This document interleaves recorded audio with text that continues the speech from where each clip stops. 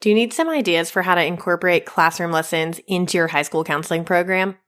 I'm going to walk you through some of my favorite high school counseling classroom lessons and how you could implement them in your program. I hope this gives you some ideas of where to start if you're not already doing classroom lessons or if you're ready to spice up some of your lessons. Consider pairing with another counselor to do lessons together because, I swear, this makes it way more fun. Or push into a health science class, a PE class, or partner with any teacher in your building who sees value in these topics. If you have an intern this year, this will be a great podcast episode for them to listen to build their confidence around classroom lessons or to get their wheels turning, to take some ownership or initiative to bring some new lessons into your building. Pass this episode along to them and you will not regret it. I'll preface this episode too with all of these resources that I mentioned will be linked in the show notes, and you can also find them bundled together with even more that I'm going to talk about in this episode, all in the show notes. If you're ready to go all in on classroom lessons, make sure you head there and grab the bundle and get 20% off. So you can check all that out when you're done listening. Just go ahead and focus on the topic at hand. You can decide when you want to do these lessons throughout the whole scheme of the year. Or I'm also including a sample sheet in the show notes that sort of walks you through what kind of order you could do these in if you choose to do them monthly. It's up to you. You can have complete flexibility or you could follow a little roadmap that I've included. And then, of course, if you want a full year-long curriculum map of what to do and when to do it in your entire high school counseling program, join us inside the CLIC Collaborative as an annual member and grab your high school counseling curriculum map as an exclusive bonus just for annual members. Okay, let's get into some actual counseling lessons that you could do in your classroom. I'm mostly going to focus more on the social emotional ideas that you could be incorporating because I'm willing to bet that the scholarship presentations, the financial aid literacy presentations, reading transcripts, all of that academic stuff, you probably already cover pretty in depth because those are your non-negotiables when it comes to classroom lessons. Like, if you're making time to get into the classroom, it's probably going to have to do with it being an academic lesson, right? Social emotional lessons sort of find their way to the bottom of the to-do list because they can feel like extra things that our students don't really need or that teachers don't really think students need. But we know as counselors that if we want to be putting together a proactive program, one that addresses all the tiers, one that's not all about putting out fires all day, every day, we have to be teaching our students the skills that they need to be successful when it comes to things like communication and healthy relationships and coping skills. These are the things we want to have them practicing while they're here in our high school with us so they can master them by the time they launch out into the real world as independent, functioning young adults. Let's get into 6 classroom lessons that you could incorporate into your school year. Pick 1 or 2, or make it a goal to work them all in. I'll walk you through what sorts of activities are inside of them, and you can start thinking about what it might be like to introduce these SEL classroom lessons to your high school students. So let's get into it.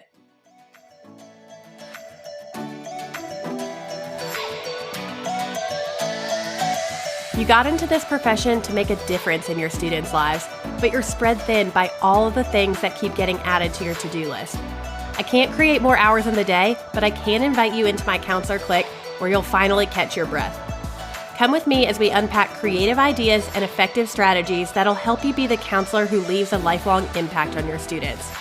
I'm Lauren Tingle, your high school counseling hype girl, here to help you energize your school counseling program and remind you of how much you love your job. First up, this is a great one for the beginning of the school year, goal setting and soft skills classroom lesson. I've seen counselors and even teachers find this resource helpful at connecting the dots between the hypothetical what's to come and the real world. It's wild how students don't really know some simple things like how to address an envelope or how to write a thank you note or how to write a semi-professional email. I say semi because it doesn't even have to be super formal. They're just really lacking in some basic skills in this arena. Let me tell you, you probably are thinking of the same example that I'm thinking of when you get an email and everything is in the subject line. I just cringe thinking about it because by the time they're in high school, you would think they have figured this out, but they have not. So I digress. So the lesson starts with a presentation on goal setting and soft skills. what they are, just learning the basics, setting some goals. Then it moves into some concrete examples and practices some different forms of communication that we want them to master. Verbal communication, nonverbal communication, written communication. And at the end of this lesson, students have sent a professional email and a written thank you note to either be sent in the mail or delivered to someone in the school building. Next up, communicating feelings and interacting with others classroom lesson. I've seen this lesson used with 8th grade all the way through high school grades, and it definitely spans that age range and does really well engaging them all. From our individual counseling sessions, we know that teenagers these days have a really hard time identifying their feelings and then communicating those feelings with others. This lesson gets students up and moving around the classroom and also gets them interacting with each other and practicing the things that we are learning. I don't know how many times I've heard my own students or other counselors' students say, these situations are so real. Like, did you read my journal? Did you read my text messages to my friends? When I give them these conversation cards or these situations to think through together. It's like we have some experience working with high schoolers or something that we'd be able to come up with situations that hit close to home for them to think about. The situational cards make them discuss what they'd actually do and say when they find themselves in a sticky situation where maybe there's a lot of gray area and there's not even a black or white answer to be had. And notice I said when they find themselves in a situation, because it's not if they do, they will find themselves in a situation where they don't know what to do or say because it's either really awkward or it's just a situation they never thought they would find themselves in. I love hearing them think through these situations and problems together and decide what's best as a group. Next up, along the same lines of practicing their communicating of their feelings, the Healthy Relationships classroom lesson is one of my favorites. It's another relational lesson. Are we sensing a theme here for our high school students' needs? There are slides to introduce this topic to your students before you get into the activities, because then there are many things we can all agree on in a healthy relationship, but students, and I would just say people in general, are allowed to rate just the qualities in a relationship in different orders according to what is most important to them. So first things first, students will examine the importance of their own values and then values in a relationship, whether that's a friendship relationship, a romantic relationship, a family relationship, and they'll use an inventory to do that. I give them a lot of values, like put them in front of them to choose from to get them thinking, but they can also write in their own values. And then they rank them 1 through 10, which is very informative because everyone's are going to be different. It's going to be unique to the individual. There are also conversation cards in here because I think hearing how people process these things is absolutely intriguing. These can be done in pairs, in small groups, or even as reflection questions in a journal individually. I've also used this lesson with a group of parenting and pregnant high school students to think through what they want in their relationships as they embark on raising a child, what their relationship will look like with their child, how their relationships might change with their peers, and how they can have healthy relationships with their family members, even with big changes happening in their lives. Interested in getting classroom lessons on your docket, but really not sure where to start? I've curated a podcast playlist just for you, jam-packed with tips and strategies on all things classroom lessons. When you listen to this playlist, you'll hear about things like maximizing your reach using classroom lessons, social emotional learning in the classroom, establishing relationships using your classroom time, and building your confidence in your classroom management. Grab the Classroom Lessons playlist by going to counselorclick.com/classroom playlist and save it to your Spotify today. Next is the growth mindset classroom lesson. Who doesn't love a good creative coloring activity?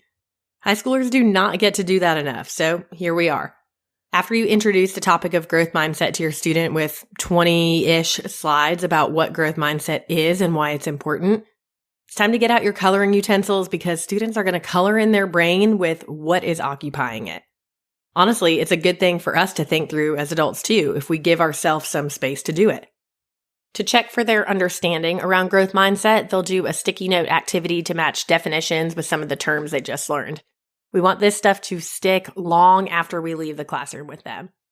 And because we're probably going into classrooms so infrequently, if I had to guess, many of you have large caseloads, not enough counselors, and seemingly not enough hours in the day, SEL gets pushed to the back burner, and I don't blame you.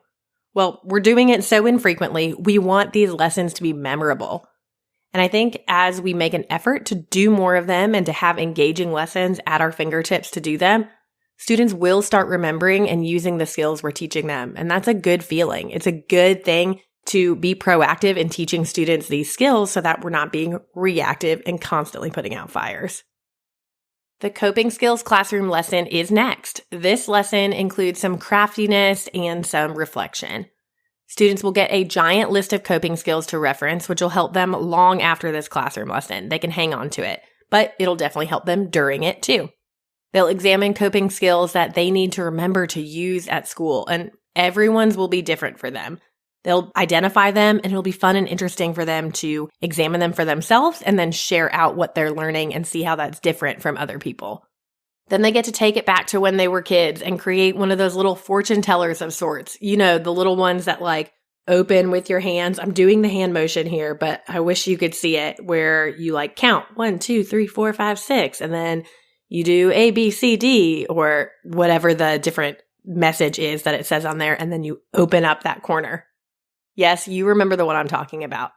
I love activities where students can walk away with something both memorable and practical that triggers their mind and makes them say, oh yeah, I made this during school today with the counselor, when they get home and see it. Hopefully it's not crushed in their backpack. The next topic is a popular one and will be really helpful for a lot of your students to do in a classroom lesson setting. Stress on the brain and body. Now, stress on the brain and body is relatable to almost everyone, I would say. And I think if you're saying it's not relatable to you, then you have to be lying. We've all experienced stress at one point or another in our lives, and we feel its implications in both our brain and our body. The psychology behind stress and how it affects us, especially in long-term states, is fascinating. And maybe that's just the counselor in me talking, but I do think students love learning about this stuff. It gives them vocabulary and meaning behind what they're already feeling, and helps them understand why their body is going through what it's going through. And it helps them feel not as alone because there is actual scientific reasoning why their brain and their bodies are reacting to their life circumstances. I loved making this classroom lesson, and I think you'll love playing it. It's a game show to learn about stress. After you learn some basic facts about the brain, body, and stress through some PowerPoint slides, you'll play a Jeopardy-style game with your students. A truly interactive classroom lesson where you click through the slides, keep score, and potentially reward a winner. So, pro tip, bring some candy or some stickers for prizes. Students are really surprisingly motivated by treats like that. This game will take a bit to get through, especially going back and forth between the teams, hashing through some of the answers. You'll enjoy some fun and lighthearted communication between your students as they learn about stress management in this classroom lesson. So there you have it. There are 6 lessons that you could do in the classroom. If any of those sounded appealing to you, then go into the show notes and click on them and read a little bit more about them. But hopefully I laid out for you what some of those lessons could look like or feel like in your classroom setting. Remember, you could really do these classroom lessons in any order that you wanted to, but I'll link a quick PDF guide that is just a document in Google Drive that gives you an example of an order to do these lessons in. Now, it's completely up to you of the order, but I know some people want an example of an exact roadmap in front of them to help them make some decisions and make some big moves happen. So I want to make this easy for you. So I'm including that roadmap in the show notes, but if you want a quick link to it, it's going to be counselorclick.com/classroom roadmap, and that's how you get it. If all of these sound up your alley, when you buy them all together, plus more that I didn't talk about, you'll get 20% off of the bundle, so that's linked in the show notes as well. And then if you're wondering how to implement all of these because classroom lessons feel super intimidating, don't forget to go to the show notes and get that Spotify playlist right in your playlist. You'll click on it, you'll save it, and it is a bunch of podcast episodes all about classroom lessons. So things about increasing your confidence and making it happen, getting those classroom lessons on your calendar, forging those relationships with teachers to make it happen. That link is in the show notes as well. So hopefully you heard something that you can take away from this episode. I hope you enjoyed it. Send me a DM on Instagram if you are going to put classroom lessons on your calendar for the rest of this semester. I'll see you here next week. Thanks for listening to today's episode of High School Counseling Conversations. All the links I talked about today can be found in the show notes and also at counselorclick.com/podcast. Be sure to hit follow wherever you listen to your podcast so that you never miss a new episode. Connect with me over on Instagram. Feel free to send me a DM at counselorclick. That's CLIQUE. I'll see you next week.